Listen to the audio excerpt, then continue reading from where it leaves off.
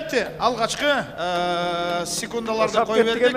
Урматтуу көрүүчүлөр, ойындын ортодогу калысы эл аралык даражадагы адис бул Асылбек Шерибаев. Ошентип эми Асылбек Шерибаевдин биринчи шкырыгы эмнеликтен улам болгонун өзүңүздөр көрүп алдыңыздар. Өзбекстандын курама жаатынын бир көкбөрүчүсү эрден ооп түшүп кулагандан кийин бул эми эреже боюнча ойын токтотулмакчы. Улак ортодо ал эми бул оюнду көрүүгө биз өзүбүздүн кеңсебизге кадырлуу коногубузду чакырганбыз. Ага дейре Кыргыз Республикасынын экинчи улуттук курамасынын өкүлү улакты такымга бастырып эми чабуулдун башында туруп берүүдө. Оң такымга кыздары бул тактаткан бойдо түз эле эми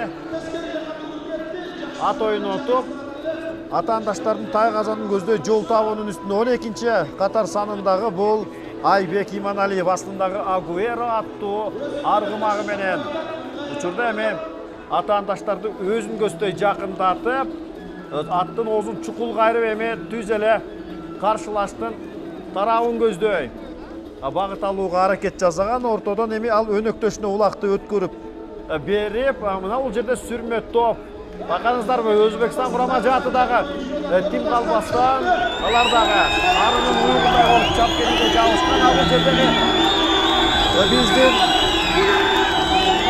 оюнчубуздун тайгазанды туурадан качырып баруусу мына бул жерде өзү менен кошо улакты ала жатып акыры тайгазанга таасын барып түштү. Мирлан Сражденов самурай аттуу аргымагы менен оюндун эсебин ачып койду. Көбүңүздөр жакшы билгендей бөрүлүү командасынын көкбөрүчүсү. Ал эми урматтуу телекөрүүчүлөр, бул оюнду көрүүгө биздин кичинекей кеңсе студиябызга көбүңүздөргө белгилүү болгон режиссер, жазуучу, Кыргыз Республикасынын спортуна эмгек сиңирген кызматкер, Көкбөрү Федерациясынын уюштуруучуларынын бири, 15 жыл бою Кыргыз Республикасынын Көкбөрү Федерациясынын генералдык катчысы болуп иштеген Темир Дүйшекеев агабыз. Саламатсызбы, Темир ага, студиябызга кош келиңиз. Ал эми урматтуу Көкбөрү ишкибоздору, жобо боюнча эми тараптардын күжүрмөн курамы менен тааныштырып өтөбүз. Бирок биздин жигиттер ага жеткирбестен улакты байма-бай эңип кетип, атаандаштардын ыз-бызын чыгара оюнду өз колуна алып баштады. Көк түстөгү бул эми Кыргыз Республикасынын экинчи улуттук курамасы. Ал ортодо эл аралык даражадагы калыс Асылбек Шерибаевдин ышкырыгы жаңырып, бул эми оюнчу чейиндин сыртына чыгып кеткендигинен улам эми борбордук ортодогу тегерек чийдин ичинде жекеге чыгуу менен оюн уланууда. Эмесе биздикилер көк түстөгү кийим менен биринчи Айбек Эсеналиев команда капитаны, экинчи Султан уулу Кубаныч, үчүнчү Тыныч Алыбаев, төртүнчү Азимкул уулу Азизбек, бешинчи Калыс Кыдыков, алтынчы Фархат Бейшекеев, жетинчи Нурадил Борбиев, сегизинчи Нурманбет Койчукеев, тогузунчу Батырбек уулу Аскат, 10-чу Мирлан Сражденов, биринчи улакты дээси 11-чи Акбар Иманбеков, 12-чи Айбек Иманалиев. Команданын жетекчиси Касым Кубатов, машыктыруучулар Каныбек Кубатов жана Рамис Жунусалиев. Кайрадан улак оюндун сыртына чыгып кеткендигинен тагыраагы оюн эрежеси биздин оюнчубуз бул 9-чу катар санындагы Батырбек уулу Аскат оюн эрежесин бузуп 2 мүнөттүк жазамамага байланып отурат. Ошентип биздин жигиттерибиз бир оюнчуга кем ойноп жаткан учуру кайрадан улак майдандын ичинде, демек оюн токтотулбай жана жашыл түс менен ойноп жаткан Өзбекстан курама жаатындагы алынын келишинче каш кайтарып жатканына биз күбө болуудабыз. Эмесе келиңиздер, Өзбекстандын курама жаатынын дагы курамы менен тааныштырып өтөлү. Биринчи команданын топ башчысы Рахим Кожоматов, экинчи Равшан Таштемиров, үчүнчү Захид Букабаев, төртүнчү Нурило Абдуразаков, бешинчи Тажибаев Нозим, алтынчы Фахридин Маликов, 7-ci Жомолу Мурзаков, 8-ci Ахот Азимов, 9-cu Мирзаят Жураев, 10-cu Davulot Melkuziyev, 11-ci Ikuram Jurayev, 12-ci Begzod Artikov. Komandanın maşıktırıcısı Rakim Ozmatov. Qayradan oyun maydandın ortonku tegerek çiğindin içinden jeke çıgуу menen ulanat. Jana biz oyunda bolgon nazar salуубузду andan ары улайбыз. Темирова. Söz başынан болсун дегендей, жалпы эле бул бүткүл дүйнөлүк көчмөндөр оюнунун жергебизде өткөрүлүшү канчалык мааниси терең жана келечекти карай барууга дагы өзүнүн бир түздөн түз салымын кошсо керек. Ушул туурасында оюндардын уюштурулушу кайсыл маалда эң туура маалында уюштурулдубу же бир аз кечигип калдык ушул туурасында? Эми бул тууралуу мен 12 жылдан бери жазып келдим да. Баягы толук өлкөлөрдүн бир саммит болот эле. Ошондо өткөзөлдү. Агачы сөзүбүз каралжа азыр кайтып келебиз. Ал ортодо дагы бир экинчи улактын сүрөтүн тарткан биздин жигиттерибиз. Бул жаңылбасам Нурманбет Койчикеев болуш керек. Ооба, Нурманбет Койчикеев астындагы Lexus аттуу бууданы менен эсепти 2-0 айлантты дагы. Учурда эми Кыргыз Республикасынын 2-чи улуттук курамасы 2-0 эсебинде алдыга чыгып баштады. Андан кийин мына бу СОС деген курулбады. СОСтун саммити болуп атты. Андан кийин ошол жерде дагы жаздым, президентке да жаздым, бардык жерге жаздым. Ошол жерге өткөрөлдү. Шанхай кызматташтык. Ооба. Анткени мындайда Кытайда дагы ойнойт. Россияда ойнойт. Казакстанда ойнойт, Кыргызстанда ойнойт, Тажикстанда ойнойт. Анан кийин ошон үчүн ошолор келгенде ошолорго биз ушундай көкбөрүндү тартып алсак, болбосо жеке эле көкбөр эмес, ушу ат оюндарын, күрөштү кошуп туруп ошондой кылып бир оюн өткөрсөк, баары бир чолпуратага келип атат. Ушул жерден баягы саммит өткөрүп атат. Анан ошо саммиттин убагында эле ушул жерден өткөрүп койсо, консультация болуп, ошондо мындан дагы мааниси чоңураак болмок. Анткени президенттердин баары ушул жерде олтурмак. Кааласа, каалабаса дагы олтурмак. Ал протоколго кирмек да. Жалпысынан бул оюндардын өткөрүлүшү канчалык өз маалында, канчалык сизге таасир берип жатат? Эмне алып атабыз? Эми бул оюндун өтүп атканы абдан жакшы нерсе болуп атат. Бул оюнду биринчи биздин Кыргызстандан башталып, ошол Кыргызстандан өтүп атканы. Бул абдан биз бир сыймыктана турган, кубана турган нерсе да. Анткени бир нерсени биз баштап атабыз. Анткени бул спорт, бул элдик дипломатия.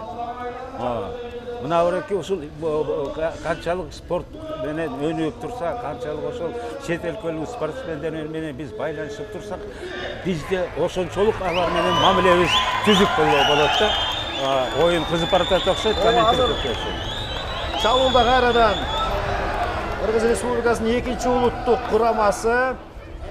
Байкадыңыздарбы, аттын ылдамдыгы ушунчалык жогору белем, алган күбүсүнөн жанып, таланын сыртына чыгып кеткени менен улакты биринчи катар санындагы команданын капитаны Айбек Исеналиев өз маалында майдан үстүнө таштап, оюндун дымагын, тагыраак айтканда, оюндун демин азайтпастан беттеш андан ары кызуу уланууда.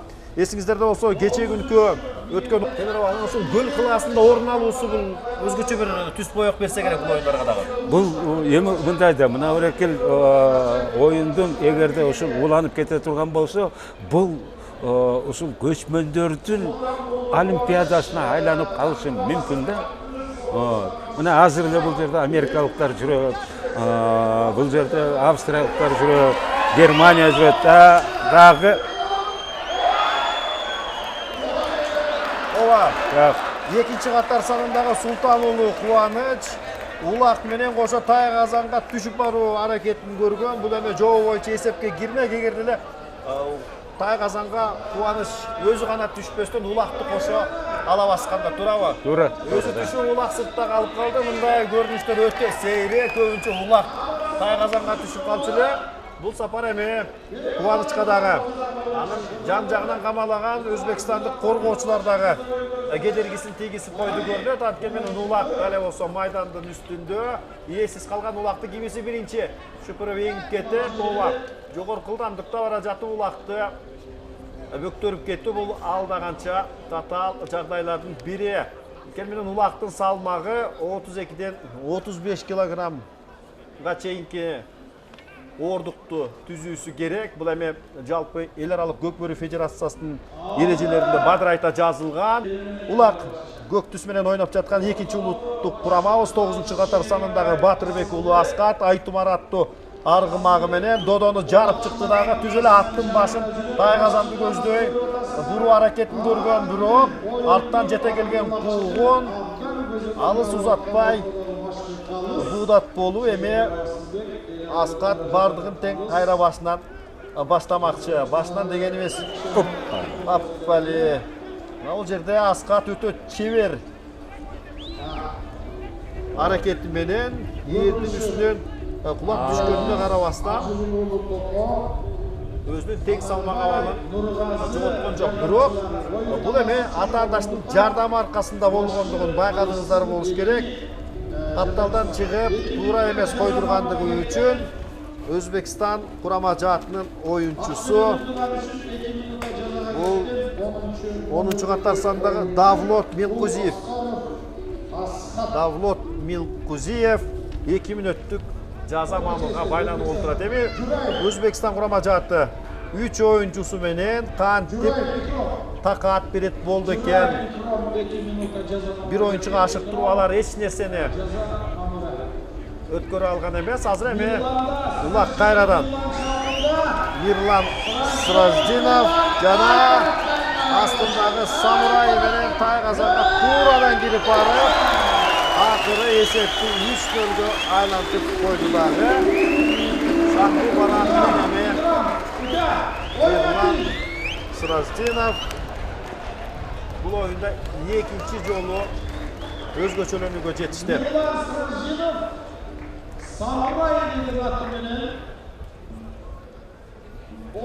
Дагы бир жолу көңүңүздөрдү кабардар кылып өтөлү. Бул көкбөрү боюнча өтүп жаткан мелдеште 8 команда катышып жатат. Тагыраагы 7 өлкөнүн курама жааттары, Кыргыз Республикасы 2 курамды бул мелдешке катыштырган. А тобунда Кыргызстан 2, Афганистан, Өзбекстан жана Түркия улуттук курамасы болсо, Б тобунда Монголия, Кыргызстан 1, Россия жана Тажикстан өлкөлөрү туш келди. Кайрадан улак биздин жигиттерибизде түз эле Тайгазанга качырып кирип барган. Бул 4-чү улактын ээси. Жаңылбасам бул 6-катар санындагы Фархат Бейшекеев окшобойбу.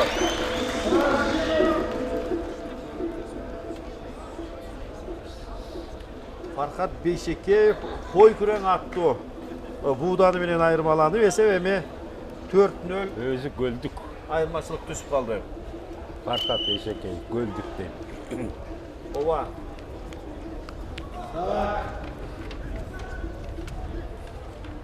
Темирова, мына ошол оюндун биринчи 20 мүнөттүгүнүн дагы тең ортосуна жетип жетпей эсептин 4-0-гө айлануусу жана ошо тараптардын оюн алып баруусуна өзүңүздүн берген сын көз карашыңыз. Өзбекстан курама жаатына эмне жетишпей турат? Өзбекстан курама жаатына жетишпей аткан бул баягы оюну көп эме да, көп ойношпойт да. Алар негизинен баягы торпок тартышат дагы, анан кийин мындай Тайгазан менен ойногонго көп көңүл бурушпайт. Алар баягы эле бир өздөрүнүн эгемендик күнүндө ойношот. Анан бир чемпионат болот, ошондо ойношот, калган учурларда ойношпойт. Анан кийин ошон үчүн буларда баягы тажрыйба дагы жок.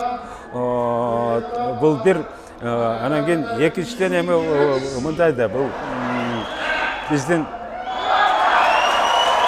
улак түштү. Ооба, Ерлан Сыразенов неченчи ирет айырмаланып, эсеп 5-0.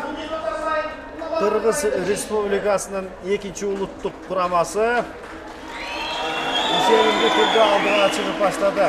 Экинчиден мындайда биздин курама команданын балдары өздөрүнүн аттары менен ойноп атышат. Өздөрү көнүп калышканда, анан кийин бул оюнчунун жарымы ат болуш керек да, жарымы оюнчу. Ошондо баягы чыныгы улакчы болуп калат да. Анан кийин бул өзбектер баягы аттарын алып келиш кыйын да Өзбекстанда. Анан ошон үчүн алар бул жерден биздин аттарды арендага алышкан. Анан кийин ошон үчүн баягы атка оюнчу көнбөй, ат оюнчуга көнбөй ошондой болуп атат да. Бул мелдеште биринчи орунду камсыздаган Көкбөрү жааты 100.000 Америка долларына ээ болсо, экинчи орунду багынткан тарап 70.000, ал эми үчүнчү Коло байгени жеңгендерге 50.000 каражат каралгандыгы. Бул эми карап турган көрүүчүлөр менен кошо ойноп жаткан көкбөрүүчүлөрдүн дагы бүйүрүн кызытпай койбойт, туурабы, Темир аба? Сөзсүз да. Эми бизде эң эле чоң байге 20.000 доллар болуп келген да, миллион сом болуп биринчи орунга. Анан кийин эми бул жерде 100.000 болуп аткандан кийин, эл аралык болуп аткандан кийин менин оюмча байге дурус эле. Анан кийин ошончо 12 бала келиш керек, 12 атты алып келиш керек. Анан кийин алардын жем чөбү деген бул көп оокатты алып кетет да. Ошон үчүн колдон келсе байгелерди мындан дагы көбүрөөк кылса, бул максатка ылайык болмок. Анткени мына ар бир аттын баасы эң эле аз дегенде 12.000ден 30.000ге чейин доллар. Анан кийин ошондо 12 ат болгондо канча миң доллар болуп кетет. Ал ортодо биринчи 20 мүнөттүк дагы соңуна келип кетти. 5-0 алдыда азырынча Кыргыз Республикасынын экинчи улуттук курамасы.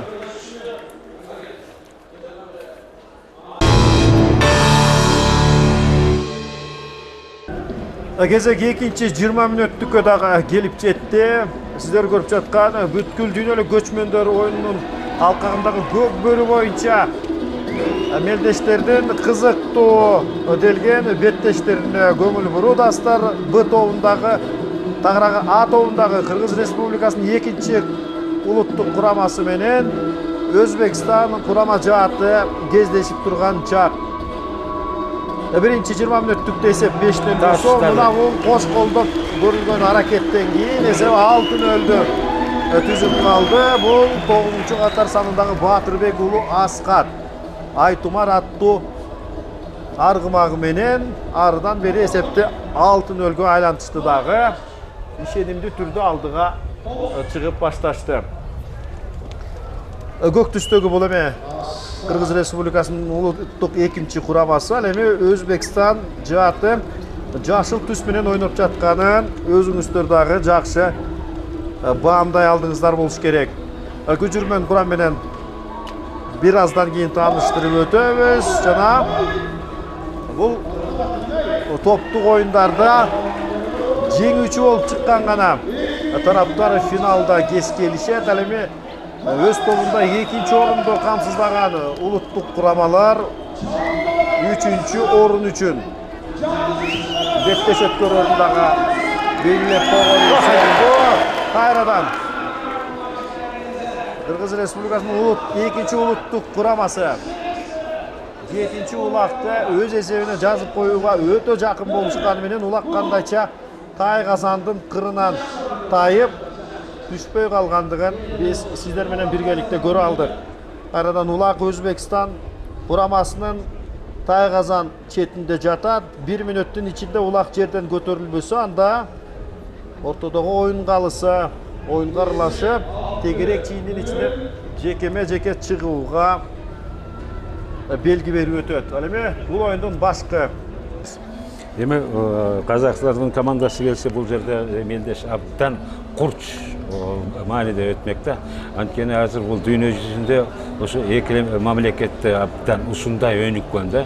Улак көкбөрү мына биздин жаңы эреже боюнча Тайгазанга ойногон улак боюнча Кыргызстан менен Казакстан экөө азыр баарынан айырмаланып турат да. Күч жагынан да дагы Аппалеп. Сіздер өзіңіздер жақсы көріп алдыңыздар. Екінші улуттук курамабыз эсепти 7-0-га жеткирип салды. Бұл 7-чи улактын ээси Фархат Бейшекеев алдындағы кой күрөңү менен 7-0 эсебинде биздин улуттук курамабыз. Ошол мынчалык жогорку Сағынағы Байгебанын қойынысын алар ұққандан кейін оқысымша ойыншылардың ичи тызылдап жататты ұғабыз. Көкбөрүчүлөр алар келіп ойносоқ деп ақ еткенден тақ еткен екен, бірақ ойыншылардан тышқарыдағы алардың жетекшілері бар дегенде, бұл эме жетекшілерге тиешелүү чечим болуп калды көрүнөт. Эми ошондой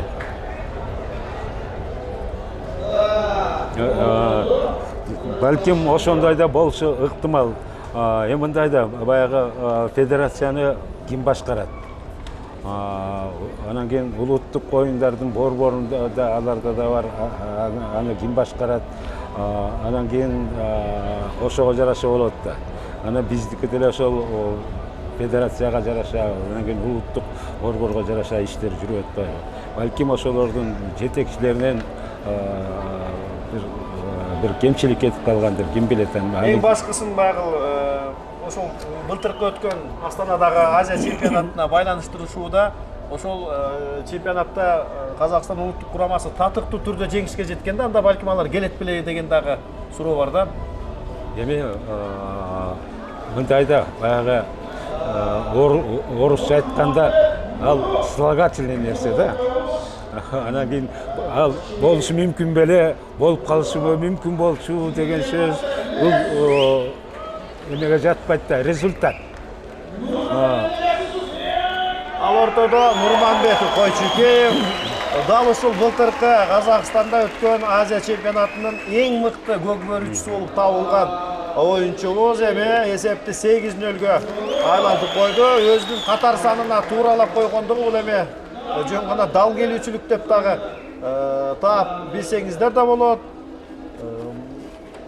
Астындагы Lexus чынында эле былтыркы көкбөрү боюнча Астана шаарындагы Азия чемпионатында Чавандеси менен Нурманбет менен купкана бири-бирине келишип, бир эмес бардык катышуучулардын көңүлүнө толгон. Нурманбет бул учурдагы Азиянын эң мыкты оюнчусу. Ал эми ошентип айтсак болот да. Экинчи Азия чемпионаты өзүңүздөр жакшы билгендей келерки жылы Түркия мамлекетинде өтөрү дагы белгилүү.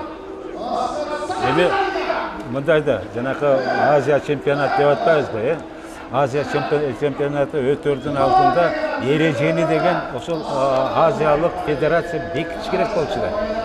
Анан кийин ошол эреже боюнча оюн болуш керек болчу да. Ал эми жанакы Астанада өткөн эмеде Азия чемпионатында ошол эреже бекиген эмес да. Казактар өздөрүнүн билген эрежеси менен 2 тайм гана ойнотуп коюшкан. Ошон үчүн анда чемпионаттын алдында бардык мамлекеттер биригип, Азиялык федерация менен биригип ошол жерден протокол түзүп, протоколго кол коюп, анан кийин оюн өткөрүш керек болчу да. Биз көрүп турган Кыргыз Республикасынын 2-чи улуттук курамасы менен Өзбекстан улуттук курама жаатынын ортосунда 2-чи 20 мүнөттүк эсеп сандары 8-0. Биздин жигиттердин пайдасында жана Мирлан Сыразденов жаңылбасам улакты Тайгазандын кырына койгон, бирок Өзбек улуттук курамасы өз маалында келип улактын тартып чыгарып азырынча Тайгазанын сактап калды десем туура болот. Анткени менен күрөш Өзбекстан тараптын Тайгазан жанында уланып келет. Биздикилер улакты жулка тартып алышып, эми чабуулду кайрадан мыктап коюшууда. Ооба, жыгылуулар бұл ойындарда болбой койбойт. Асылбек Шерибаев, федералдык даражадагы калыс сиздердин назарыңыздарда. Алт мүчөлүү бул калысыбыз көптөн бери көк бөрүдө өзүнүн эки үзөңүнү бирдей теминип жүргөн калыстыгы менен айырмаланып келген биздин адистерибизден бири. Бұл көрүүчүлөргө дагы айтып коелу, эл аралык даражадагы калыс деген номер 1 күбөлүк ушул Асылбек Шерибаевда.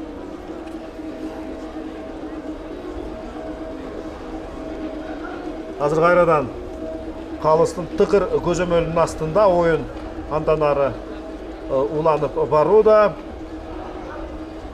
Эсеп 8-0 алдыда көк түс менен оюн көрсөтүп жаткан Кыргыз Республикасынын 2-нчи улуттук курамасы.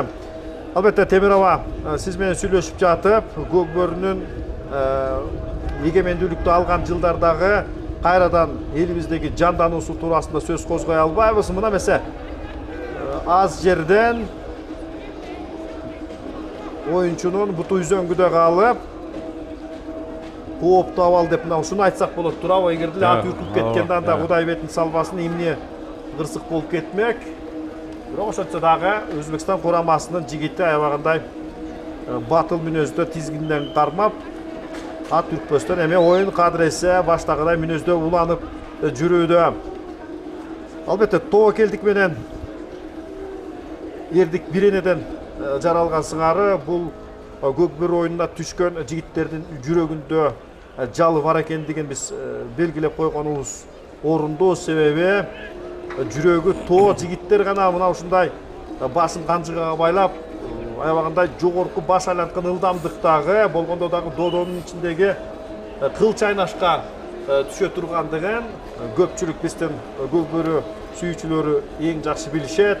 Буга эми жигиттердин жигити гана мына мынтип эл алдына чыгып татыктуулар оюн көрсөтөрү дагы белгилүү. Мисалы сөз башынан болсун Темирова, ушул көк бөрү бүгүнкү күндөгү жаңы эреже менен өткөрүлүп жаткан көк бөрү кандайча кимдин себеби менен пайда болуп калды?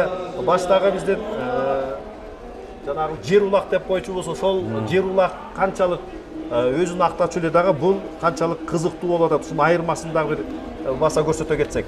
Эми мындайда баягы жер улак деп дейбиз го. Жер улак болгондо анын эки түрү бар да. Кээде 3төн киши түшөт, кээде 4төн киши түшөт. Анан кийин кээде баягы болгондордун баары аламан деп коет, ошондой түшөт. Анан кийин анда мындайда жер улакта мисалы улакты алып ошол күү менен келип элди аралап кеткен учурлар болгон. Тебелеп кеткен учурлар болгон. Ал эми кээде 1 километрден ары кетип калышчу, аны көргөн киши жок. Эмне кылып жүргөнүн ким билет, иш кылып жарым саат ошол жакта жүрө берчү да. Анан кийин ошон үчүн бул көк бөрүнү азыркы учурдун дүйнөлүк спорттун талабына ылайык кылып иштеп чыгуу бир маселеси турганда, ошол маселени көтөргөн Болотбек Шамшиев, белгилүү кинорежиссер, народный артист СССР. Анан кийин ошол кишинин сунушу боюнча, анан кийин ошол Салам алейк деген фирмада чогуу иштешибиз, ошол биз иштеп чыкканбыз. Мына бул тайгазандарды эметкен бул Болот Шамшиевдин түздөн түз салымы, ага Кудайдын берген бир аяны. Анткени кандай кылаш деп атканбызда, анткени футболдо гол эң негизгиси. Капкасы бар, дарбазасы. Баскетболдо сеткасы бар. Фиксация, да? Бизде могу көк бөрүдө жок болуп атпады. Келип эле эмесин ачып коет. Анан жерге түшкөндө же көрүп каласың, же көрбөй каласың, да? Анан кийин ошон үчүн бүткөн түргө келтириш керек да ар бир чабуул, туурабы? Ооба, бүткөн түргө келтириш керек да. Анан кийин ошого түшүнө кириптир ушул тайгазан. Анан кийин ошондон кийин ошол эки тайгазан деп, анан кийин жанагы негизин могу хоккейдики, негизин хоккейдикин алганбыз. Анан кийин ошондой кылып ошол дүйнөлүк анткени узундугу 200 метр.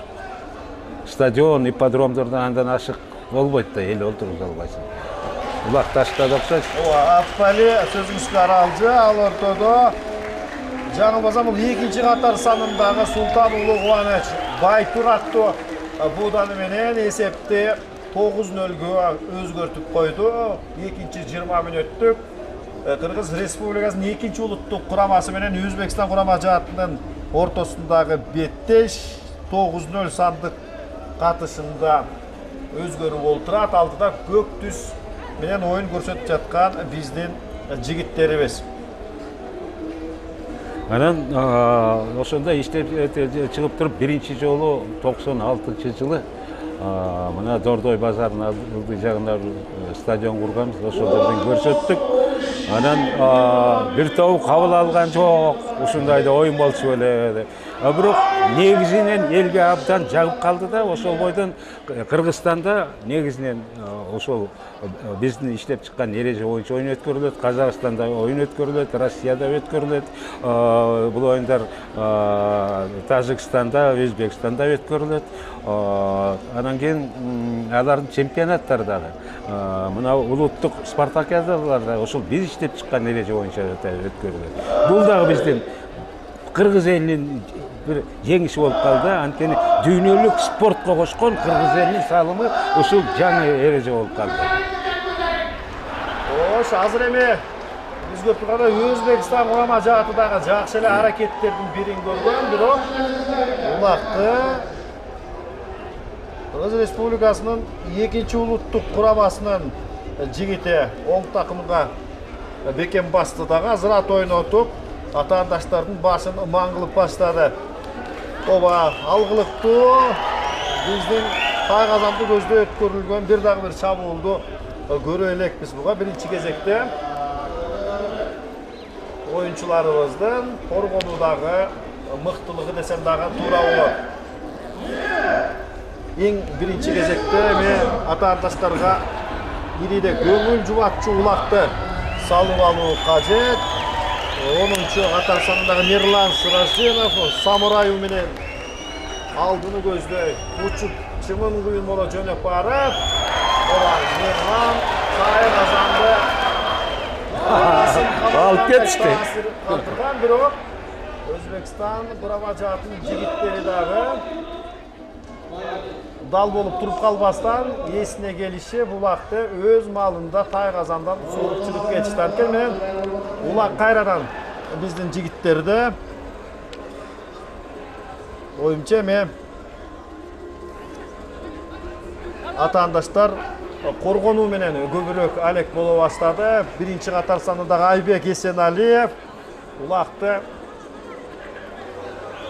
өңөрүп алуу, андан кийин мынандай Будун баскетбол оюнундагы данк деп атап коюшат, баягы үстүнөн жогортон төмөн карай чоң ылдамдыкта барып туруп топту түшүргөн сыңары 35 килограмм ордукту баскан улакты Тайгазанга таасын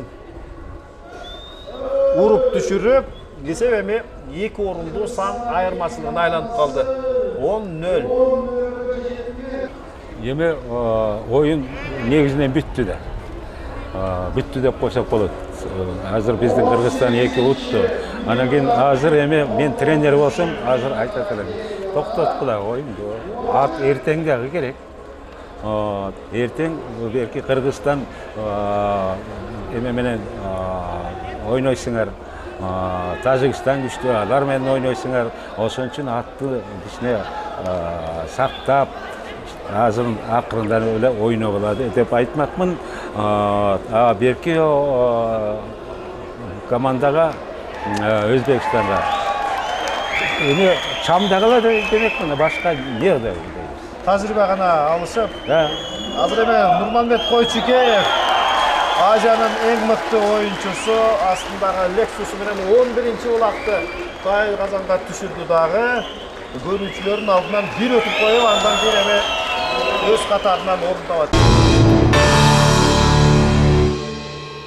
Умурзаков Жамал, Азимов Ахат Көчмөндөр оюнун алкагындагы көкбөрү боюнча мелдештердин топтук оюндарына назар салуудасыздар.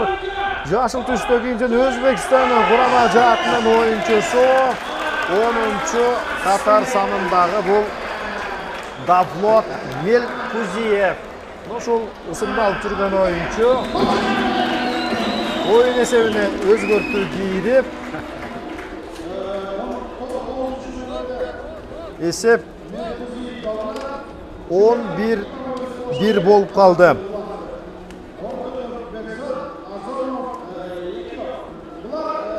Белгилеп кетебиз. А тобунун 2-чи турдук оюнунда Кыргыз Республикасынын 2-чи улуттук курамасы менен Өзбекстан курама жааты кездешип турган чак көк түс менен ойноп жаткан бул өлкөбүздүн жигиттери. Таамай таштап коюуга жетишкен. Ал эми алардын каршылашы Өзбекстан улуттук курамасы бир дагы жолу бир жоопту кулакты сала албай суу болушуп, эми гана 3-20 мүнөттүктө эмнеликтен улам жолду болгондугун айтыш кыйын, же атайын биздин оюнчуларыбыз жол берип койдубу, же бир азга баягы оюндун кызуусуна батып абайсыздан уттуруп коюшту, муну тагы кесе айтыш кыйын. Баары силерге жетпейт. Уже баягы 3 жашка чөнтөктө акыры шашпай эле ойногула деп айтмакмын деп эле. Булардын тренери да ошондой айткан болсо керек. Азыр эми буларга убакыт өткөрүш эле. Азыр эми 3-чү таймда оюн деле жакшы оюн болбойт. Анткени чынында аттарын кыйнап эмне кылат, балдарын кыйнап эмне кылат. Oyun akырын гана баштагыдай турчу мүнөздө өткөстөн убакытты өз пайдасына иштетүү менен өтүп жаткандыгын көбүңүздөр байкай алдыңыздар болуш керек.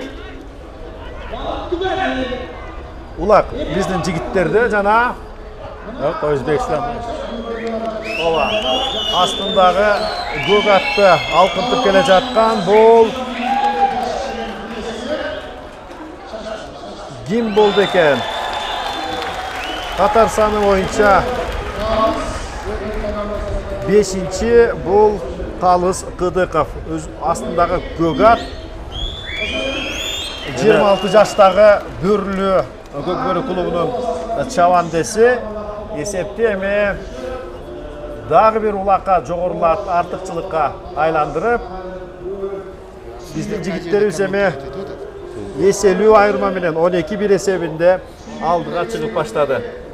Баягы эл болгондон кийин кошуна турган элдерге да бири-бирине баягы сөз байлыгын байытышып биресе бири-биринин колдонуп келебиз. Чындап келсек, кайсыл гана улуттун, кайсыл гана өлкөнүн тили болбосун, анын тең жарымын башка бир элдерден алгандыгы белгилүү эмеспи, туурабы? Мындай да көчмөндөр деген мындай да дегенде ушул мисалы Алтайдан батышты көздөй көчүп жүрүп олтуруп, анан кийин Днепрге жетип, Днепрден ылдый Кара деңиздин жээги менен келип, Иран менен келип көчүп келишкенде, ошондо болбой калды. Анан кийин ошондо аралаш көчүшкөндө, ошон үчүн алардын маданияты окшоштугу да ошондо. Биринин жакшы маданиятын бири алып, биринин жакшы тилин бири алып, ошон үчүн тажиктер менен биздин деги эле байланышыбыз жок да. Анан фарсча канча сөз Перс тилинде. Перс. Кимдерде, тажиктерде биздин канча түрк тилдери бар. Ошол жанакы көчмөн элдердин чыны көчмөндүгүнүн натыйжасы ошол да. Ооба, бул эми ошол оюндун кызыгына кирип, андан кийин ошол оюн аркылуу улут экенибиз сакталып калгандыгы, жоокердик заманга ылайык келген ушул оюн күнү бүгүн дагы өзүнүн маанилүүлүгүн жоготпой, канчалык керек экендигин дагы шайкеш келип аткандыгы дагы ушундан улам болуш керек. Эми мындай да, мына бирекил көкбөрү деген көкбөрүчүлөр бул жоокердик даярды. Эми баягы мындай да жаман айтпай жакшы жок дейт. Эгерде бир жак менен чабышып кала турган болсок, биздин армиябыз 7-8 миң, кошуналарыбыздыкы 200 миңден 400 миңге чейин. Жоо келип калса деңиз. Жоо келип калса. Ошондо партизандык согуш болот да. Партизандык согушка ким? Аппара, мындай улакты таасын таштаган жигиттерибиз ар дайым эл четинде, жоо бетинде жүрө турган жигиттерибиз ушулар. Айбек Есеналиев, Бөрлү Көкбөрү клубунун чабандеси, тагыраагы көкбөрүчү деп которуларын дагы жакшы билип калдыңыздар. Кезектеги улакты Өзбекстан курамасынын тайгазанына салып тим болбостон эми биз оюнду акырындан жыйынтыктап баштасак дагы ашыктык болбойт. Себеби кийинтен эмнеге жөндөмдүү экендигин эми биз жашыра албайбыз. Аны баштан аяк өзүңүздөр дагы көрүп алдыңыздар. Кайрадан Асылбек Шерибаев эл аралык даражадагы калыстын ышкырыгы жаңырып, тараптар эми жерде жаткан улакты өңөрүп кетүүгө далалат жасап, бул жаатта эми Өзбекстан улуттук курамасынын оюнчусу улакты саларын салды, бирок алттан жете келген өнөктөшү 12-чи катар санында Бекзот Артыков аттуу оюнчусу эсепти бир улакка кыскартканы менен ортодогу 2 орунду сан айырмачылык дал болсо сакталып келет. Ова 13-2. Бул эми билесиздерби? Хоккейде дагы мындай эсептери катталганын өтө чанда көрөбүз.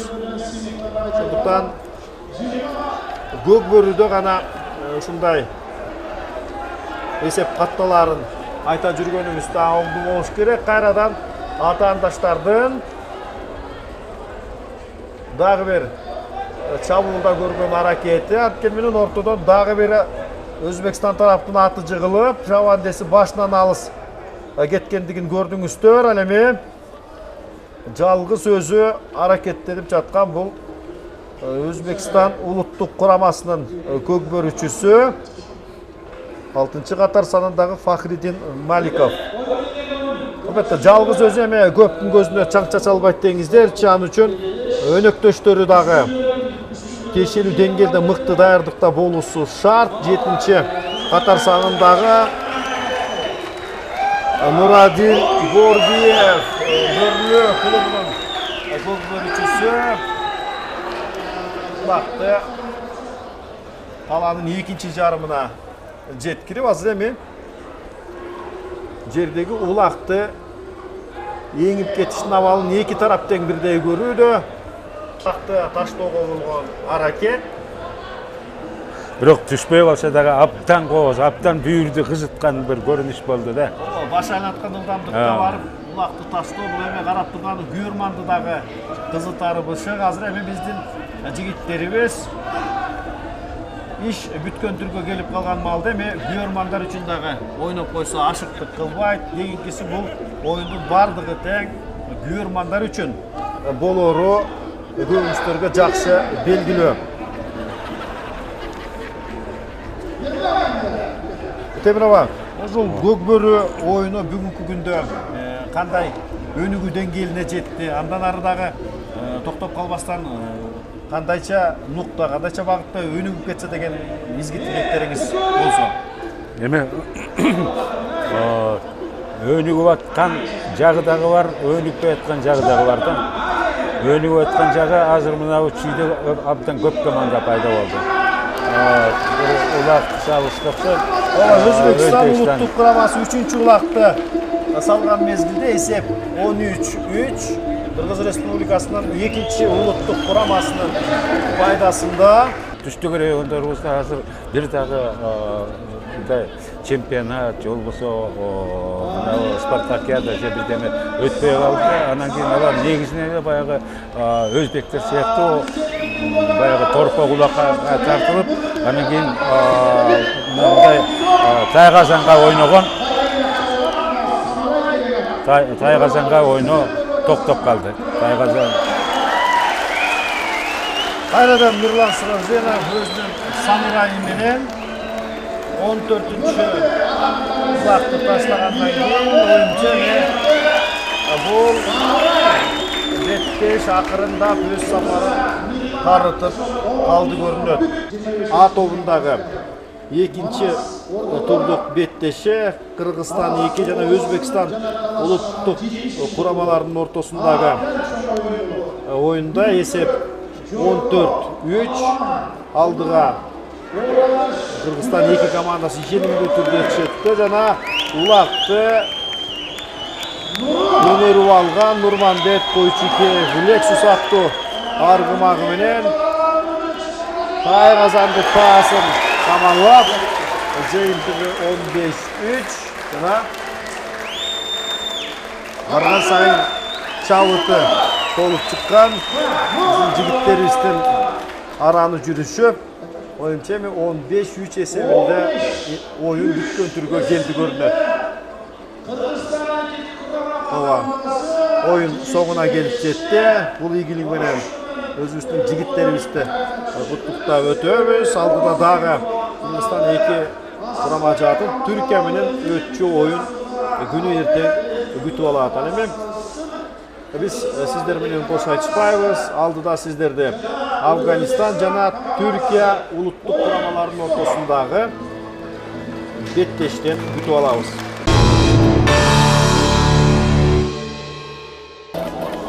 Дагы бир жолу армаңыздар, урматтуу телекөрүүчүлөр, коомдогу биринчи канал бүткүл дүйнөлүк көчмөндөр оюнунун алкагындагы Чолпон Ата шаарында өтүп жаткан көп бөлү боюнча топтук оюндардан баян алып көрсөтүүсүн улантат. Азыр сиздер эми А тобундагы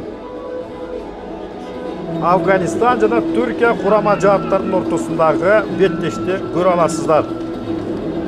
Байкалгандай кызгылт сары түстөгү бул эми Афганистан улуттук курамасы, ал эми түркиялыктар тиешелүү түрдө кочкул кызыл түс менен оюн көрсөтүүдө. Ал эми бул оюнду көрүүгө биздин кеңсе студиябызга Көкбөрү боюнча Кара-Бура райондук федерациясынын президенти, Көкбөрү оюндарынын эң бир сүйүүчүсү десем да туура болот, Турар Бөртаев мырза бизде конокто. Саламатсызбы Турар ага, студиябызга кош келипсиз. Ал эми тараптардын көжүрмөн курамы менен жакындан тааныштырып өтөйүн. Күнү кече түркиялыктар Өзбекстан тарапты 6-2 эсебинде утуп алса, Афганистан 2-11 эсебинде Кыргызстан 2 улуттук курамасына жеңилип калган жайы бар. Жана шарттуу түрдө майдан ээси болуп эсептелген Афганистан тарап менен тааныштырып өтөлү. Алар кызгыл түс менен оюн көрсөтүүдө. Биринчи Самилла Хабиби, экинчи Мухаммад Разек, үчүнчү Рахман Шах Азизи, төртүнчү Зекруддин Азими, бешинчи Абдул Разаулу, Дин Мухаммад Какан 6-чы, 7-чи Хабибул Рахман Гавси, 8-чи Фазыл Меналлах Наеми, 9-чу Абдул Марауф Рауфи, 10-чу Гуламали Бадакши, 11-чи Нуруллах Хакими, 12-чи Махбободин Азими. Ушундай курам менен Афганистан улуттук курамасы ойноп жаткан кез. Алардын атаандашы Түркия улуттук курамасы жана алардын көжүрмөн тобу. Биринчи Үмүт Чагылар, экинчи Усейин Тулгар, үчүнчү Жамил Пакас, төртүнчү Нусрет Жингөз, бешинчи Исмаил Акылган, 6-чы Усейин Етим, 7-чи Якуб Тимур, 8-чи Кадир Башоран, 9-чу Жеңип Ташкын, 10-чу Атилла Бувен, 11-чи Күчүкбай Огуз, 12-чи Аюпхан Кошар.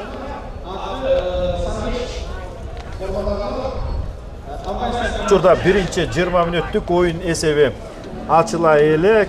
Албетте түркиялыктарга жеңиштен бөлөк жыйынтык кызыктырбайт. Анткени менен Афганистан тараптагы бул оюндардагы биринчи упайын ээлеш үчүн, алыш үчүн болгон күчүн жумшайт деген дагы ишеним бизде чоң.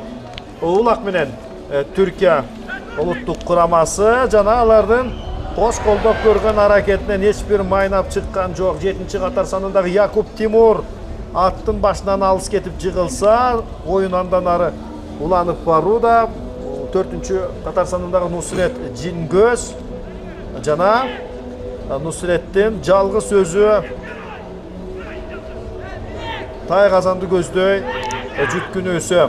Албетте, Түркия улуттук курамасында Ван өрөөнүндөгү жайгашып отуракташкан биздин кыргыз туугандарыбыз дагы ойнорун жакшы билесиздер. Мына эмесе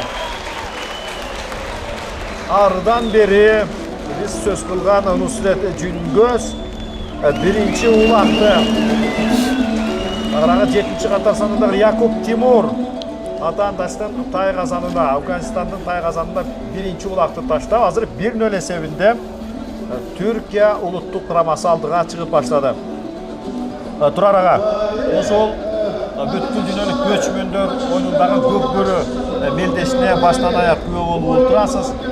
Сиздин ушул Адис катары баамыңызда чогулган улуттук курамалардын арасында биринчи күндөгү өткөрүлгөн оюндардан кийин кандай ой жаралып калды? Эгер деле кайсы бир тараптардан көзгө баягы урунттуу болгон оюнчулар болобу?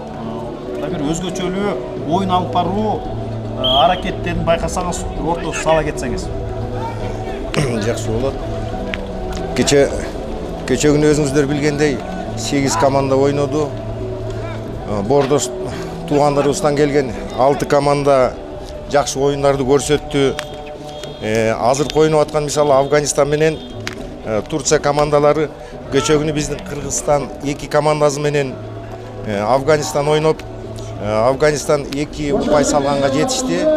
Бүгүн дагы жакшы оюн көрсөтөт деген ойдобуз. Себеби деген биринчи кече оюн болгондо оюнчулар жакшы оюн таласын көнө албай жаткан, уже бүгүн көнүп калыптыр, жакшы оюн көрсөтүп атышат.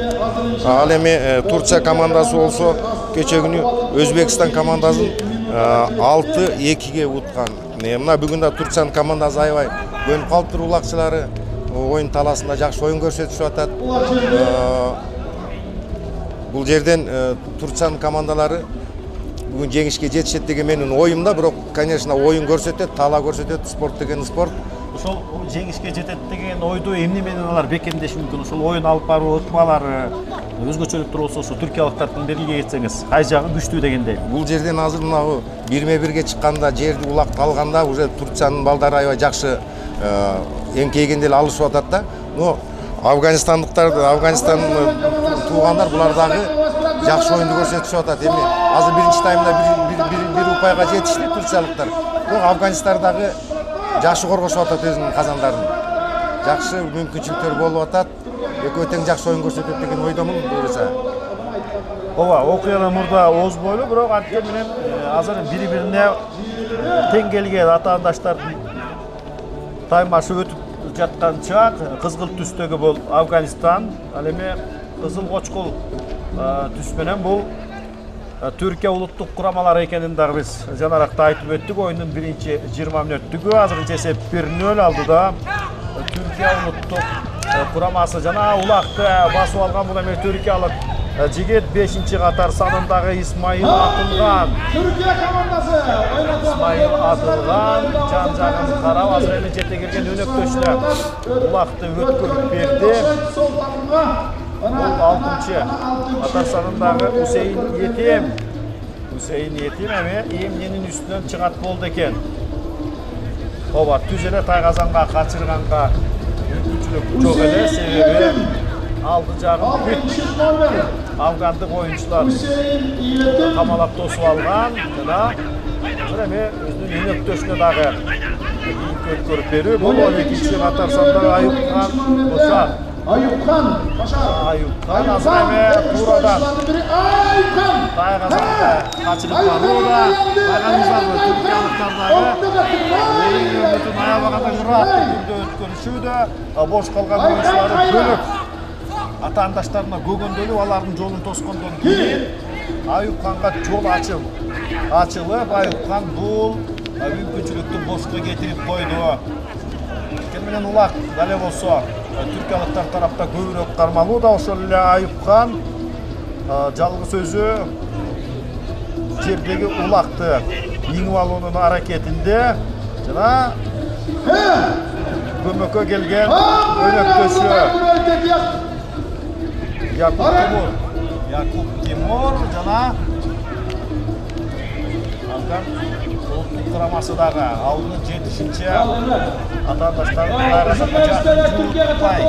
алыстатуунун аракетинде бирок мынтип додонун арасында ымпуттук пайда болуп азыр кимди ким көрдү болуп жаткан мал Аппали акыры түркиялыктар көздөгөнүнө жетиптир дебейм.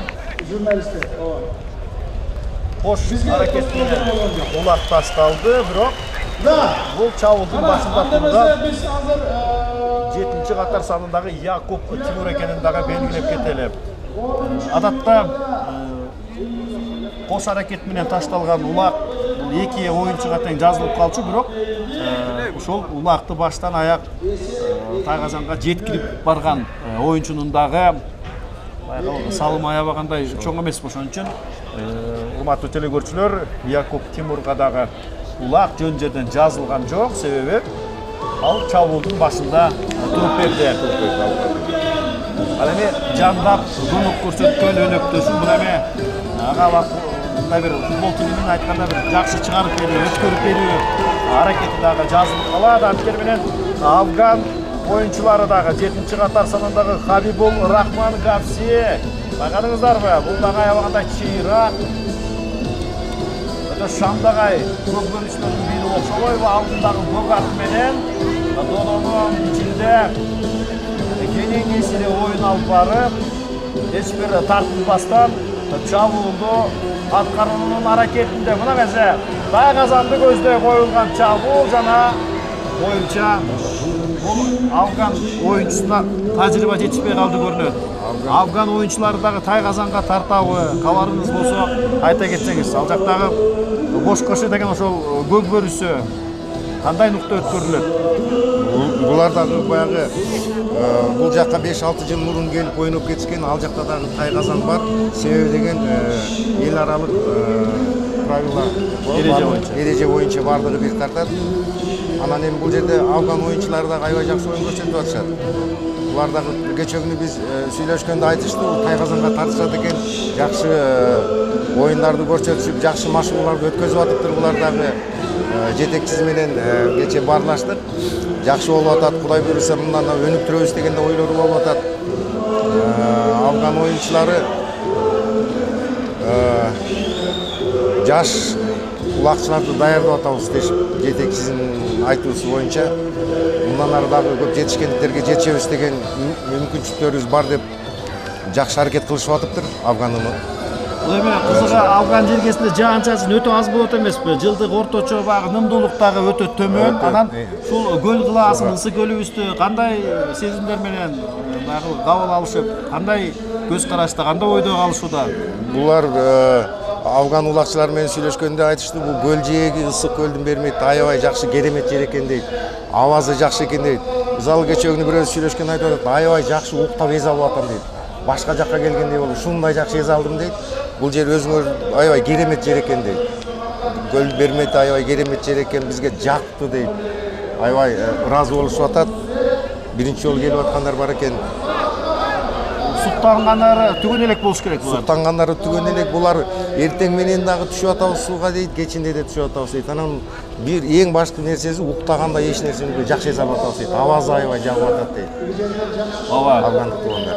Эч нерсеге алмашкыс биздин касиеттүү, кереметтүү ысык көлүбүз. Бул эми биздин Теңирдин берген буйругу кыргыз элине бүгүнкү күнү дүйнө элдерине мына ушундай бүткүл дүйнөлүк көчмөндөр оюн аркылуу ар кандай өткөрүлгөн эл аралык жыйындар аркылуу даңаза болгондугу анык. Албетте биздин баштагы Совет учурдагы коңшулаш шериктеш мамлекеттерде дагы ысык көл аябагандай белгилүү, абройлуу, эс алуучу, баягы ден соолукту калыбына келтирүүчү жай катары дагы көбүнө белгилүү.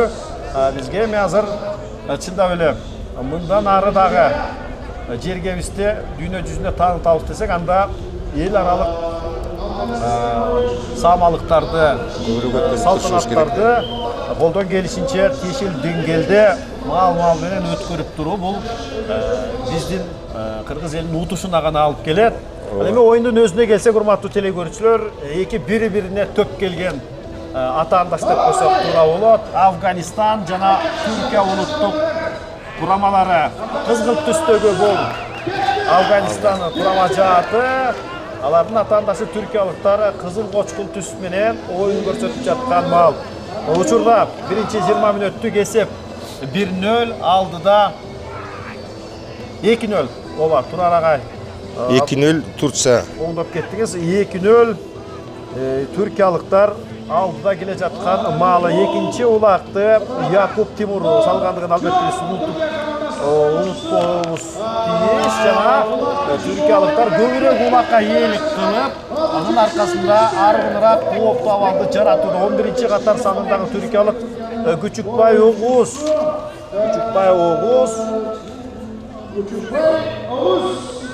улакты оң такымга басты дагы. Тайгазанды көздөй улам жакындап кирди. Ооба, өзү менен кошо улакты алып кирмекчи болгон, бирок анысы оңунан чыкпай эми Тайгазанын четиндеги элегишүү андан ары уланып баштайт. Турар ага, Түркия улуттук курамасы былтыркы Азия чемпионатында кандай оюн көрсөттү эле жана ага салыштырмалуу учурда алардын оюну кандайча нукта жүрүшүп жатат? Канчалык жогорулап калгандыгын байкай алдыңыз?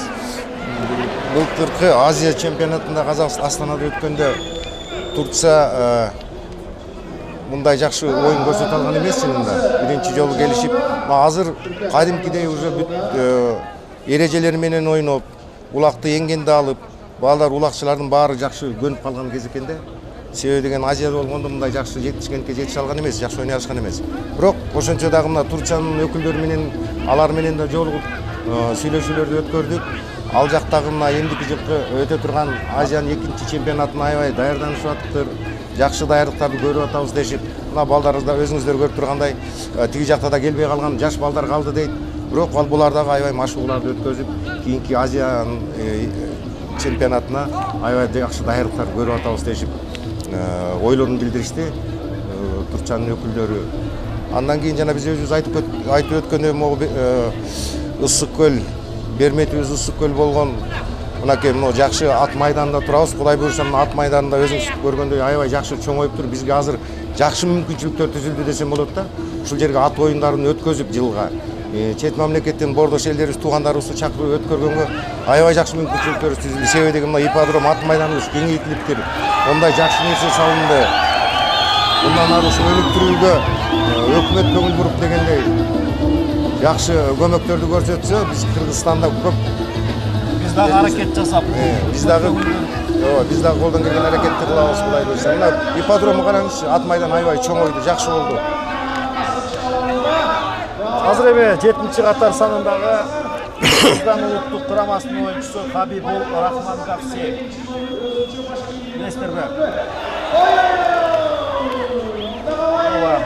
Мындай жыгынуулар бул эми көкбөр оюнунун өзгөчө көркөмдүү түскө бөлөйт. Ошондуктан байкаңыздар, ат майдандагы төгүлгөн кум дагы аябагандай ешилген кум, бул эми оюнчулар үчүн аябагандай ыңгайлуу. Байкаңыздарбы? Айрым бир салыштырмалуу бөлөк жерден айырмаланып, бул чаң асманга сапырылып чыкпай, көңдүү болгон мезгилде алып менен азыр түркиялыктар 3-чү улакты алгандыктан Тайгазанына таштап жиберишти. Усейин Этим 6-чы катар санындагы түркиялык Усейин Этим. Бул эми биринчи 20 мүнөттүк соңуна чыгып калган маалда болуп өттү. 3-0 эсебинде түркиялыктардын пайдасында. Бүткүл дүйнөлүк көчмөндөр оюнунун алкагындагы көк бөрү мелдештинин топтук оюнундагы экинчи турдук беттеш Афганистан жана Түркия улуттук курамаларынын ортосундагы жолугушуу 3-0 эсебинде азырынча кызыл кочкул түстөгү түркиялыктар алдыда. Алар биринчи 20 мүнөттүктө 3 улакты афгандыктардын тайгазанына таамай таштап, учурда алар эселүү айырмачылык менен алдыда келе жаткан маалы. Тараптардын күжүрмөн курамы менен тааныштырып өтөйүн. Жеңип жаткан бул түркиялыктар жана алардын күжүрмөн тобу. Биринчи Үмүт Чагылар, экинчи Усейин Тулгар, үчүнчү Жамил Пакас, төртүнчү Нусрет Жингөз, бешинчи Исмаил Атылган, алтынчы Усейин Иетим, жетинчи Якуп Тимур, 8-нчи Кадир Башоран, 9-нчы Жеңип Ташкын, 10-нчы Атилла Бувен, 11-нчи Күчүкбай Огуз, 12-нчи Аюпкан Ошар. Ал эми кызгылт түстөгү Афган улуттук курамасы: биринчи Самилла Хабиби, экинчи Мухаммад Разек, үчүнчү Рахман Шах Азизи, төртүнчү Зекуруддин Азими, бешинчи Абдул Разаул, алтынчы Дин Мухаммад Какар, жетинчи Хабибул Рахман, 8-нчи Фазыл Меналлах,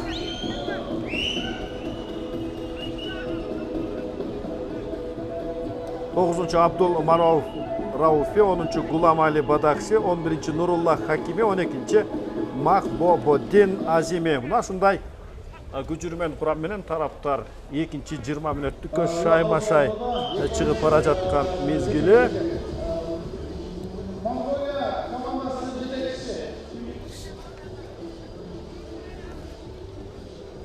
Ортоңку тегерек чийиндин ичинде жекеге чыккан 9-нчу катар санындагы Жеңип Ташкын, түркиялык Чавандес жана Афган тараптан 7-нчи катар санындагы бул Хабибул Рахман.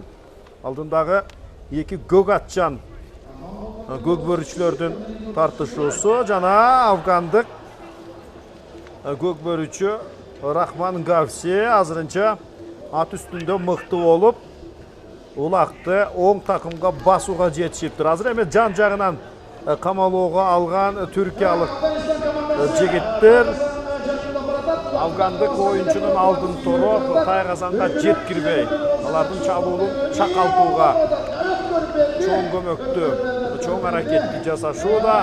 Жана эми өзүнүн өнөктөшү Рахман Шах Азизиге Рахман Гавси өткөрүп бергенден кийин афгандыктар азыр бир улактын эсебин табыш үчүн аябагандай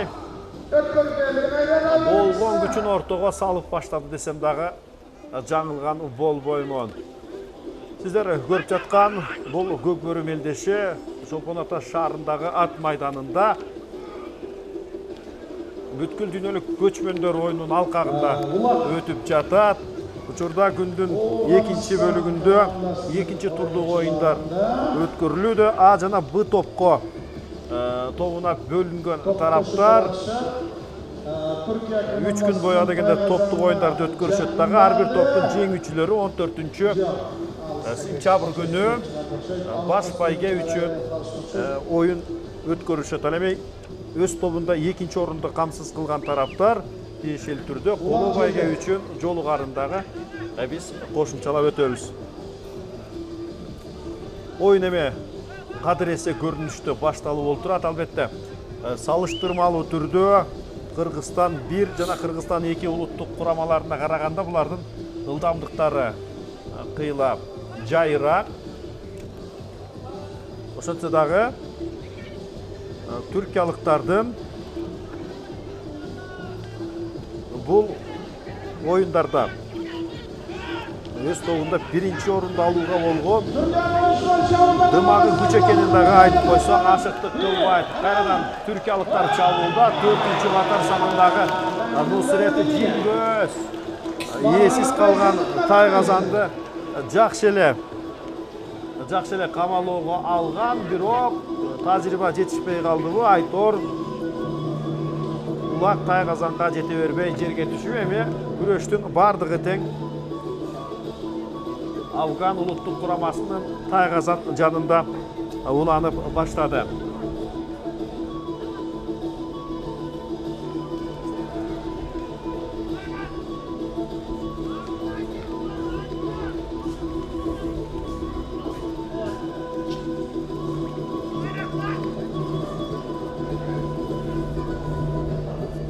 Аббали, Түркиялык 8-чи катар санындагы Кадир Башоран додонун арасынан улакты жулуп чыкты дагы. Эми ат ойнотуу дегенде атаандаштардын арасын кеңейтип алыш үчүн амал куруп эми өнөктөшү Исмаил Атылганга улакты өткөрүп берди. Исмаил Атылган бул эми түркиялыктардын эң бир белдүү оюнчулардын бири окшобойбу. Кече күнкү өткөн Өзбекстан менен болгон беттеште дагы бул Исмаил Атылган эң көп улакты атаандаштын Тайгазанына салган эле. Азыр эми Атылган мына мынтип айламал куруп ардан бери Тайгазандын жанына 7 улакты таштады, бирок таштаган улагынан дайын болбой жете келген тажикстандык тагыраагы афганистандык оюнчу улакты алып алды дагы. Андан ары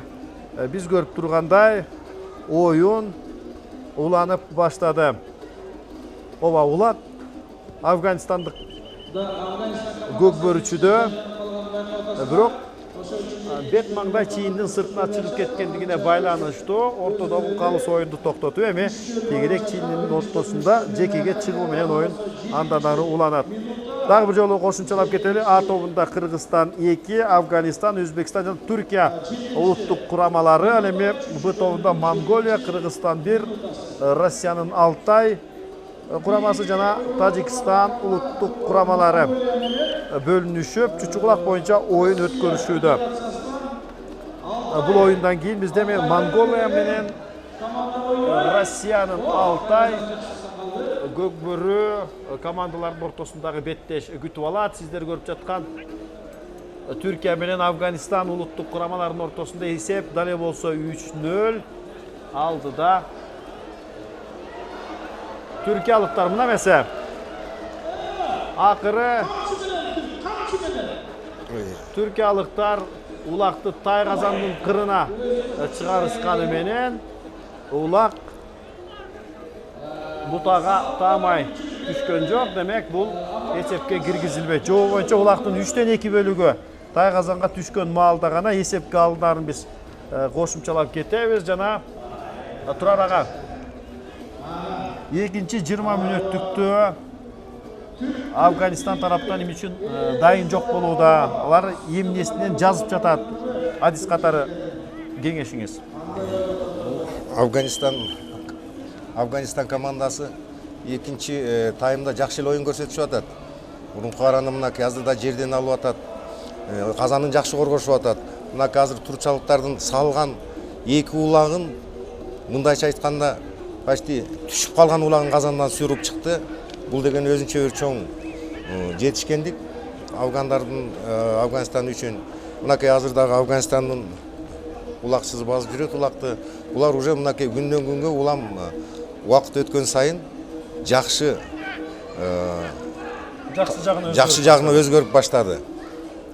Булар дагы эми улактын кызуусун эми түшүнүп, эми киришип баштады. Мынакей жанагы 2 түшкөн улакты суруп чыккан эле эмне деген өзүнүн Тайгазанын аябай жакшы коргошуп атат. Ооба, баягы биздин көзүбүз жогорку ылдамдык, баш айланткан ылдамдыкта көнүп өзүбүздөн аттын кулагы менен тең ойногон жигиттердин чеберчилигин көрүп билип калгандан кийин мындай бири-бирине тишел дөңгелде шай келген тараптардын оюну анчейин көзгө толо бербей калышы мүмкүн. Бирок булар үчүн ортодо аябагандай чыңалыштуу, жалгы күч оюн болуп жаткан. Эң жакшы чыңалыштуу оюн болуп атат бул эки команда үчүн. Биз баягы өзүбүздүн Кыргызстандын командасына көрүп калганбыз. Өтө ылдамдыкта ойноп балдар. Өтө чапчаңдыкта ойноп көнүп ошого көнүп калганбыз. Булар үчүн аябай жакшы оюн болуп атат азыр эки команда үчүн тең. Мынакей афгандар өзүнүн Казанын аябай жакшы коргоого алып атат. Ооба, эгер чабуу койгонду билбесең, көк бөрүдө жок дегенде коргонууда бекем болсоң, анда оюнду тең чыгарып кеткенге эмнеге болбосун?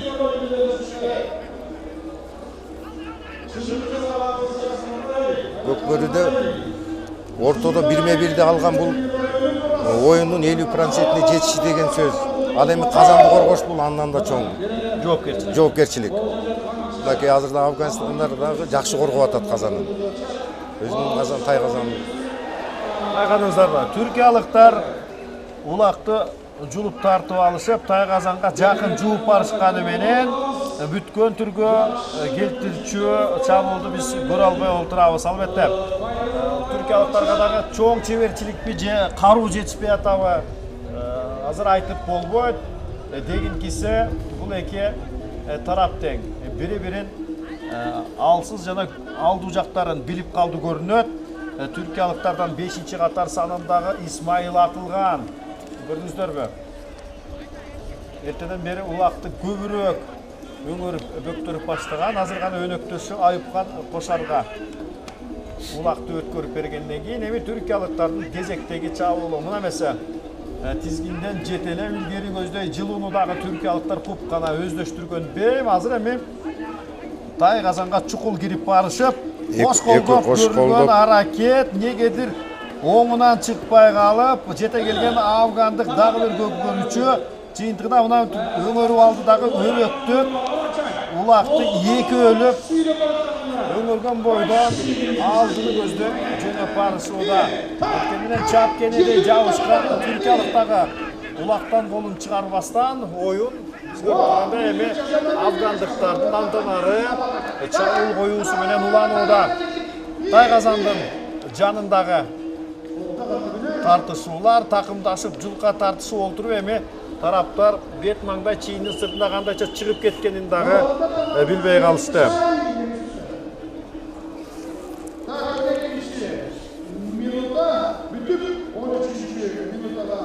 Экинчи 20 мүнөттүктүн 13-мүнөтү жоо боюнча 20 мүнөттөн 3 бөлүктөн турган оюн көпчүлүктү күтүп алат. Жана кече күнкү өткөрүлгөн оюндардын жыйынтыгы боюнча сиздерди кабарлап кете турган болсок, Түркия 6-2 эсебинде Өзбекстанды жеңип алса, Кыргызстан 2, Афганистанды 11-2 айырмасында утуп алган. Монголия Кыргызстан бир ортосунда 1-19 эсеби катталып биздикилердин пайдасына жазылган болсо, Алтай менен Тажикстандын кездешүүсүндө жеңүүчүнү жалгыз улак аныктап, Орусиялык Алтай улуттук курамасы аз ганакай артыкчылык менен жеңишке жеткендигин дагы айтып өтөбүз. Жана мындан алдыңкы болуп өткөн беттеште Кыргызстан 2 улуттук курамасы 15-3 эсебинде Өзбекстан курама жаатынан мыкты болуп, учурда өз тобунда 6 упайы менен көч баштап келе жаткан маалы. Ал эми биз көрүп жаткан А тобундагы Түркия менен Афганистандын беттешүүсү экинчи 20 мүнөттүктө баштагы сандык катыш өзгөрүш бойдон калды. 3-0 эсебинде түркиялыктардын пайдасында. Жана күлгүн кызгыл түстөгү Афган улуттук курамасы канчалык жандалбас уруп түркиялыктардын тай казанын көздөй улакты жеткиришпесин, азырынча бир дагы жолу жооптуу улакты жаратыша элек. Кайрадан талаанын узата жээгинен сыртка чыгып кеткенден кийин оюн токтотулуп, эми беттеш жекеге чыгуу менен андан ары уланып жүрүп олтурат.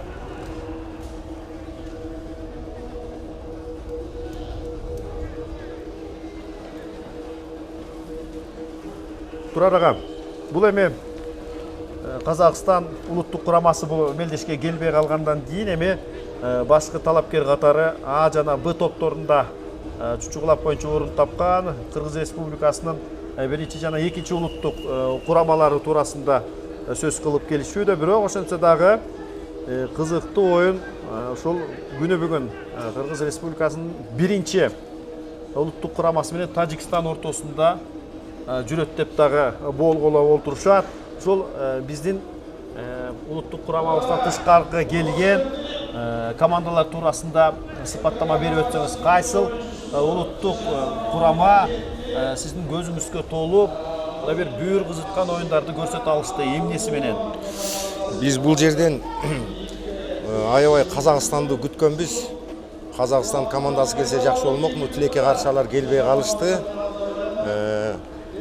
Эми бул жерде оюн калган командалардын ичинен жакшы менин жекече оюм Алтай, Россия.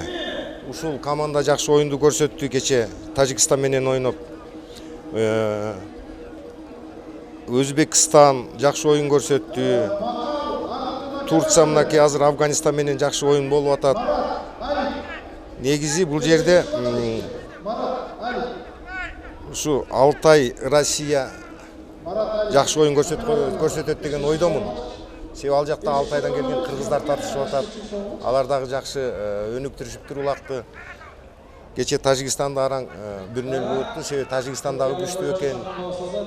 Бул жерде ушу Тажик, Россия негизинен айтканда бардык эле жалпы командалар, сырттан келген командалар жакшы оюн көрсөтүшүп атат.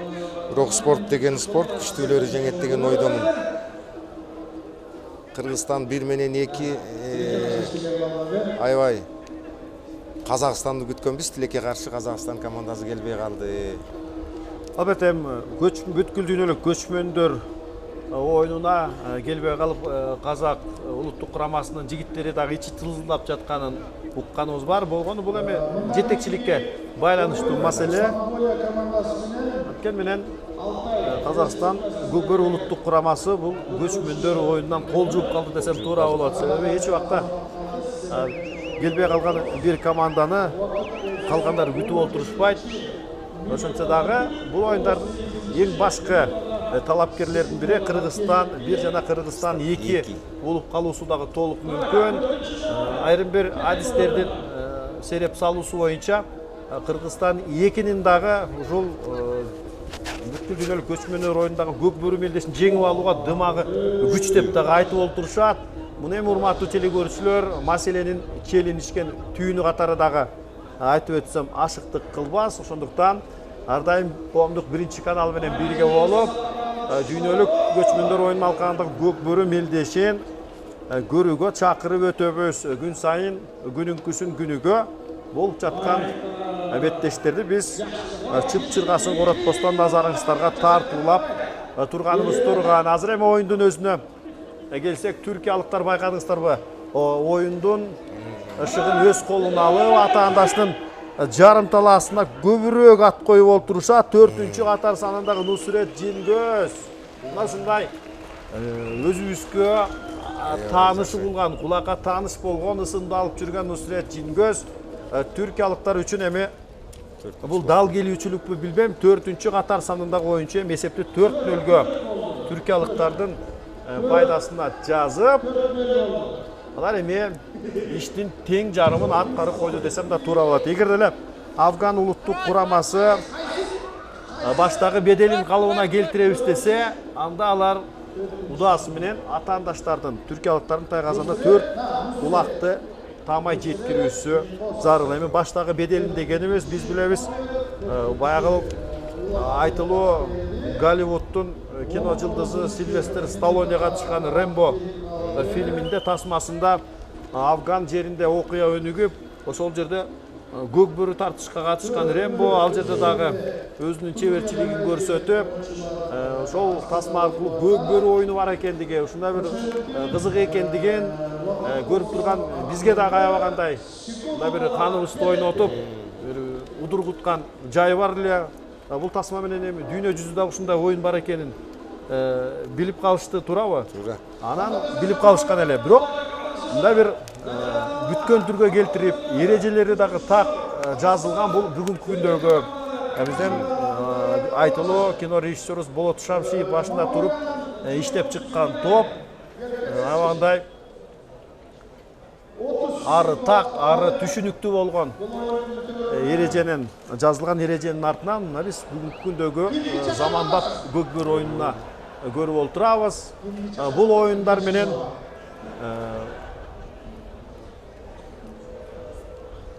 улутубуздун жүзү дүйнөгө тааныла тургандыгы дагы жашыруун эмес.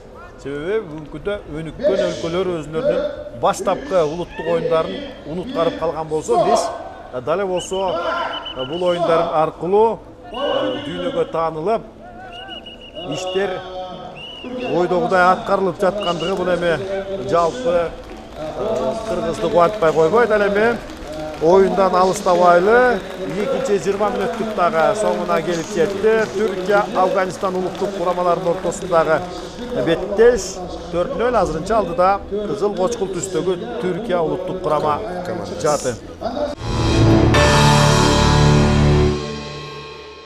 Жыйынтыктоочу 3-20 мүнөттүк урматтуу телекөрүүчүлөр, сиздер көрүп жаткан Көкбөрү мелдешинде Түркия жана Афганистан улуттук курамалары кездешүүдө.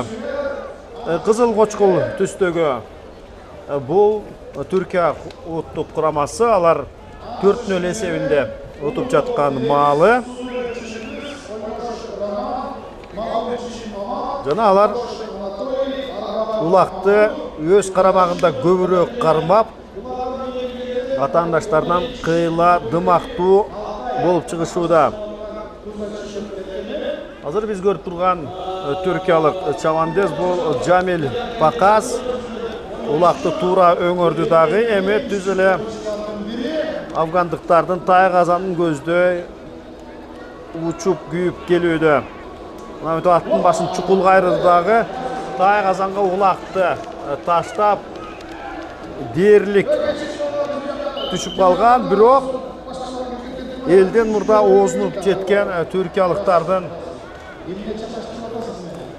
көкбөрүүчүсү бул 6-чы катар санындагы Усейин Етим. Усейин Етим эсепти 5-0 айлантты дагы. Түркиялыктардын артыкчылыгы уламдан улам жогорулап барат. Бул 3-чү жыйынтыктоочу 20 мүнөттүк.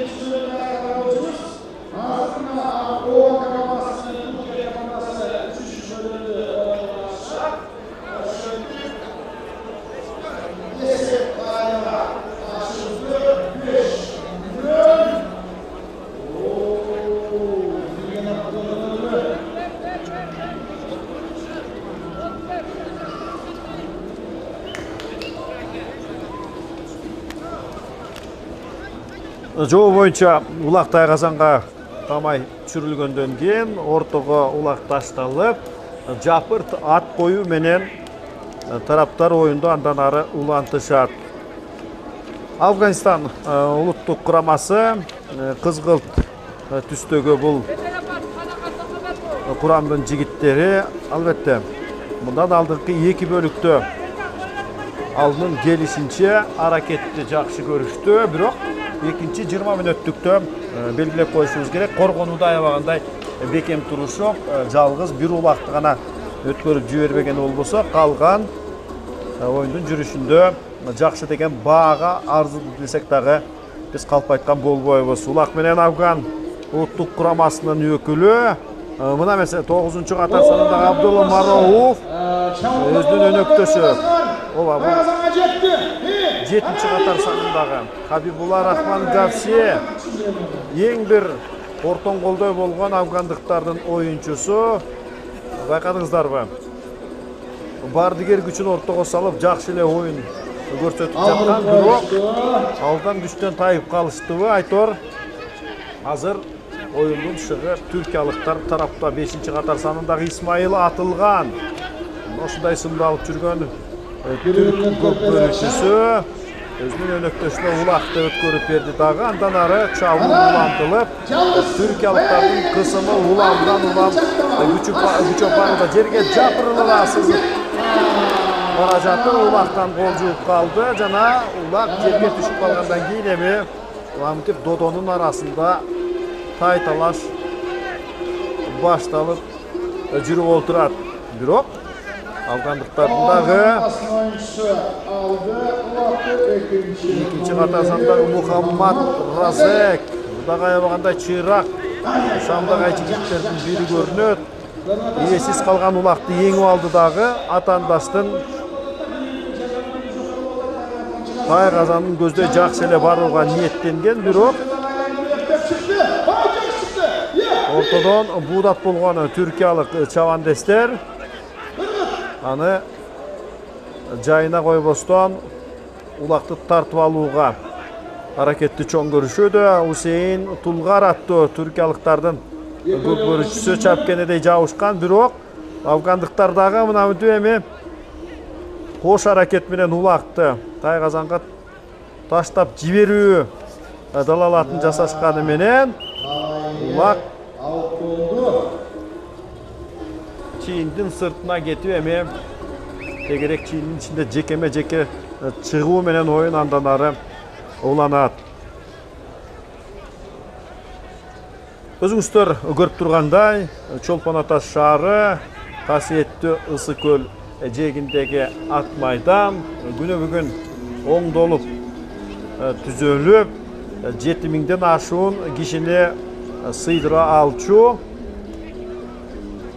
биздин эң бир чоң спорттук жайыбызга айланып отурат.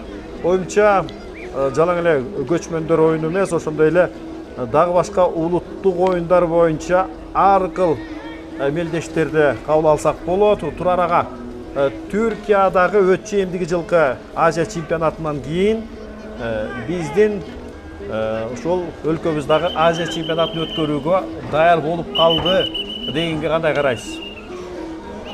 Биздин Чолпон Атадагы ат майданы азыркы жакшы курулду.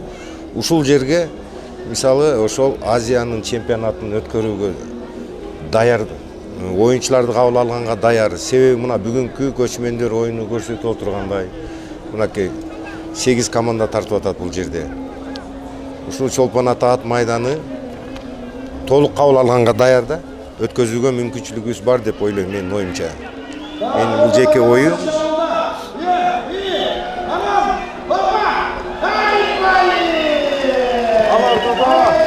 Афганистан улуттук курамасынан 4-чү катар санындагы Зекрутдин Азими бара келди. Зекрутдин Азими акыры керекке жарап, афгандыктар үчүн жооптук улакты жаратып берди. Албетте, Афганистанда дагы Бошкоши деген көк бөрү тартышы бар. Кыргыз тилинде отургондо көк бөрү дегенди түшүндүрөт. Албетте, ал жерде эми белгилүү чекке чейин жер улак тартып көнүп калышкан.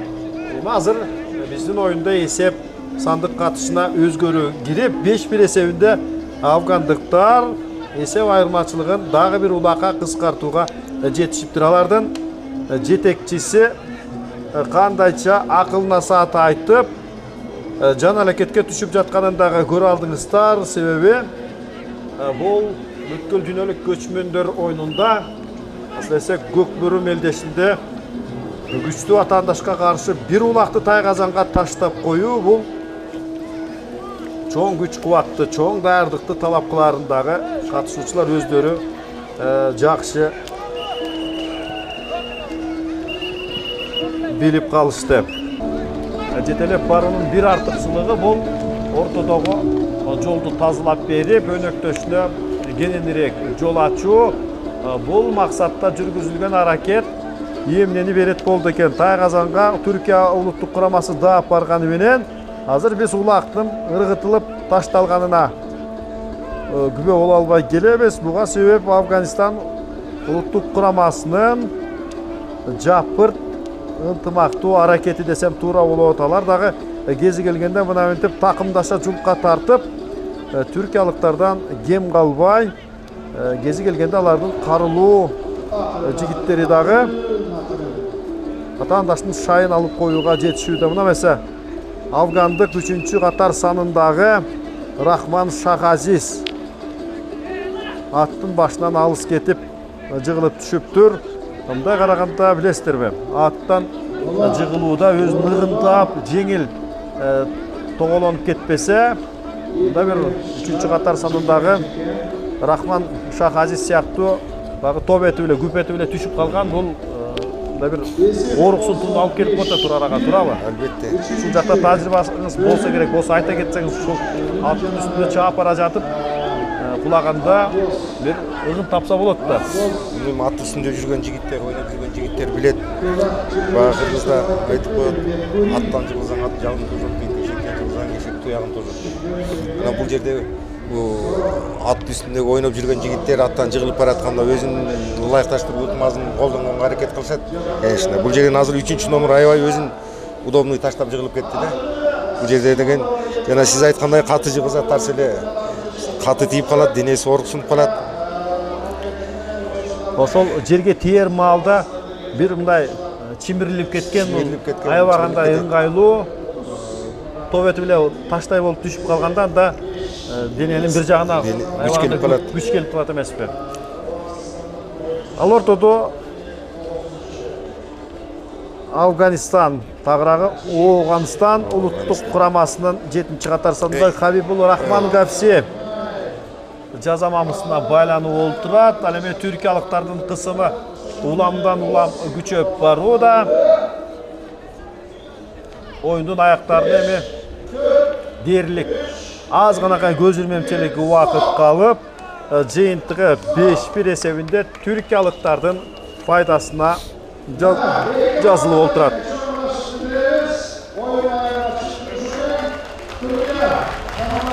Ооганстан командасынын оюнчуларына Эми алдыда сиздерде дагы бир кызыктуу беттеш Монголия жана Алтай улуттук курамаларынын ортосундагы оюн күтүп алаарын ошончолап бул беттешибизди жыйынтыктайбыз.